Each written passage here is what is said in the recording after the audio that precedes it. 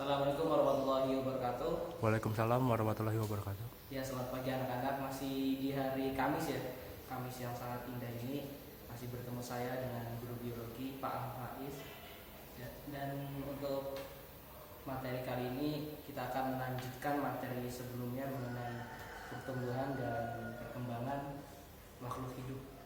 Nah, untuk sebelum kita memulai kegiatan pembelajaran kita pada kali ini, alangkah baiknya kita berdoa agar semua ilmu yang masuk itu menjadi ilmu yang barokah. Berdoa disilakan.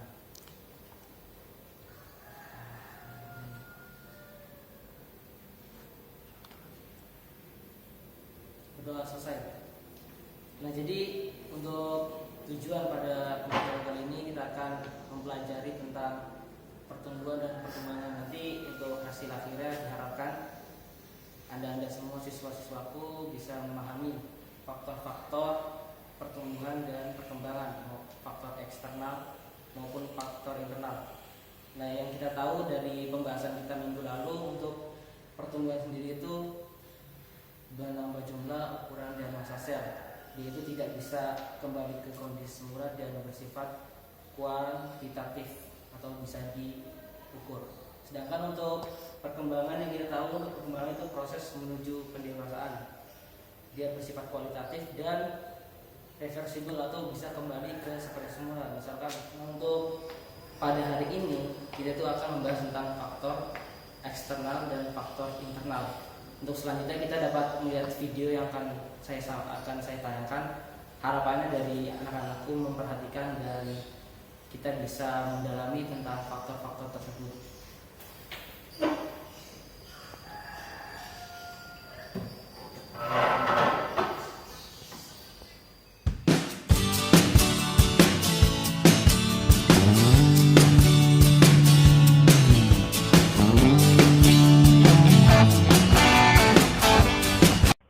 Pertumbuhan dan perkembangan dipengaruhi oleh dua faktor.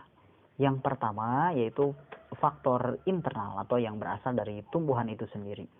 Faktor internal ini dibedakan menjadi dua. Yang pertama ada yang disebut dengan gen atau disebut dengan hereditas. Misalkan jika saya menanam kacang hijau dan bibitnya bagus, maka kacang hijau yang akan saya tanam juga akan bagus karena memiliki gen yang bagus dari induknya, jika lingkungannya juga mendukung. Dan selain ada gen, juga ada hormon. Nah, ini yang paling banyak. Hormon dibedakan menjadi beberapa macam. Yang pertama ada yang disebut dengan auksin. Auksin berfungsi untuk merangsang pemanjangan batang. Kemudian ada sitokinin. Sitokinin berfungsi untuk memengaruhi pertumbuhan dan diferensiasi akar. Kemudian ada giberelin. Giberelin itu berfungsi untuk mempercepat perkecambahan biji dan kuncup tunas, serta berfungsi juga pada pemanjangan batang. Kemudian ada gas etilen. Kalau etilen berfungsi untuk mempercepat pematangan buah. Selain itu ada asam absisat yang berfungsi untuk menghambat pertumbuhan, kemudian menutup stomata selama kekurangan air. Selain itu ada asam traumalin yang berfungsi untuk memperbaiki jaringan yang rusak. Dan yang terakhir ada yang disebut dengan kalin. Nah, kalin ini dibedakan menjadi beberapa macam. Yang pertama dari zokalin yang berfungsi untuk memacu akar. Kemudian ada kaulokalin yang berfungsi untuk memacu pertumbuhan batang. Kemudian ada filokalin yang berfungsi untuk memacu pertumbuhan daun. Dan yang terakhir ada yang disebut dengan antokalin, yaitu yang berfungsi untuk memacu pertumbuhan bunga. Selain faktor internal, berarti ada faktor eksternal yang berasal dari luar tumbuhan.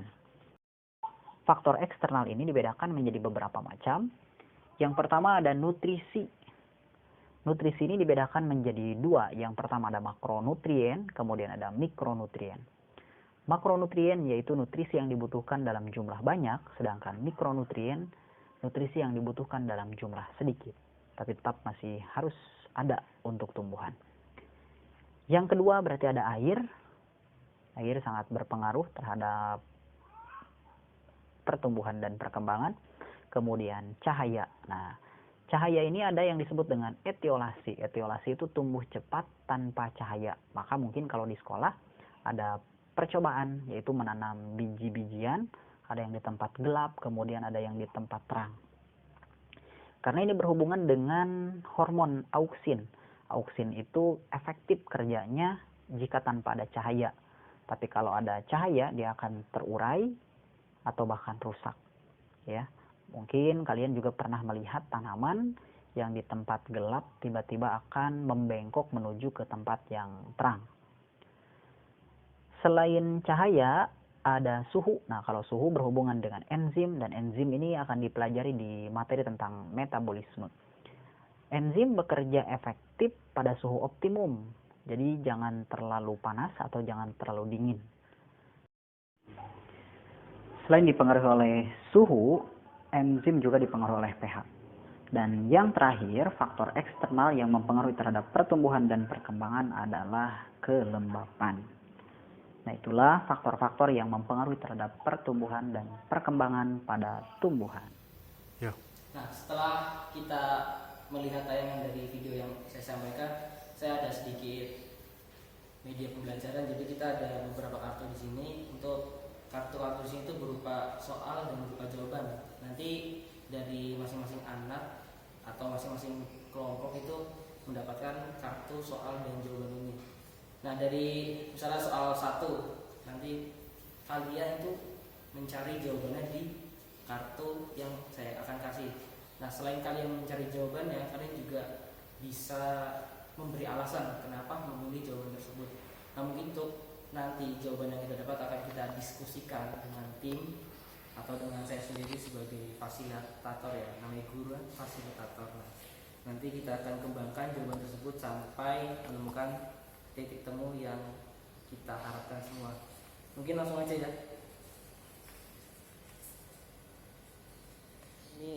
Ini ada soal dan ini ada jawaban. Nah, kamu silakan pilih dari soal ini. Dari soal ini kamu pilih jawaban di sini yang paling tepat tuh yang mana, dan kamu bisa memberikan alasan. Nah, untuk nanti kita akan adakan diskusi tentang jawabanmu seperti itu. Nah, coba dipilih. Nah, itu untuk soal itu bagaimana proses perkecambahan atau proses kecepatan pertumbuhan perkecambahan dengan dikasih matahari atau sinar atau di proses yang gelap itu. Nah, mungkin kamu bisa mencari jawabannya di sini.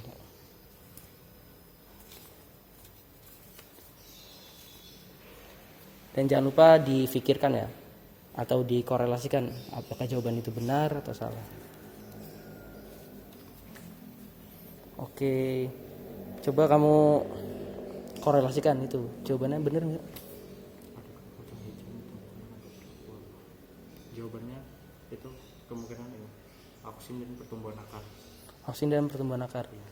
Nah, kalau untuk auksin sendiri, apabila terkena matahari itu efeknya terhadap tumbuhan itu seperti apa? Gimana, Nak? Yang auksin. Iya. Alasanmu gimana? Alasanmu kok bisa auksin itu?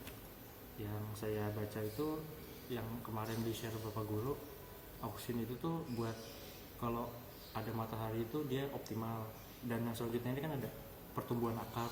Yes, Jadi yes. kalau misalkan akarnya itu semakin banyak tumbuh, dia juga bisa menyerap nutrisi lebih maksimal. Jadi Oke. memang akar itu penting untuk pertumbuhan dan perkembangan. Oke, siap. Tadi kita sudah berdiskusi panjang nih tentang pertanyaan dan jawaban yang Bapak kasih ke kalian.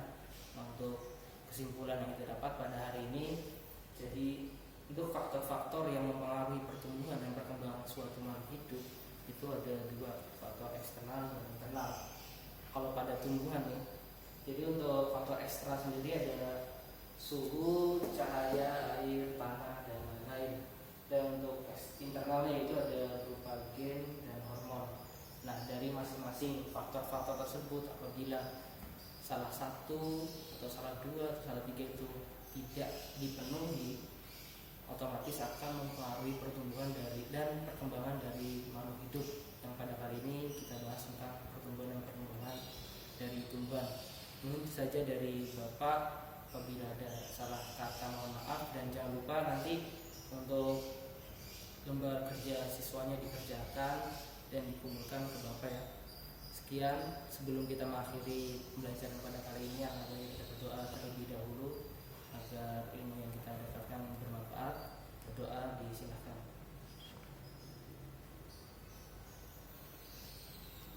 Selesai. Sekian dari Bapak. Wassalamualaikum warahmatullahi wabarakatuh. Waalaikumsalam warahmatullahi wabarakatuh.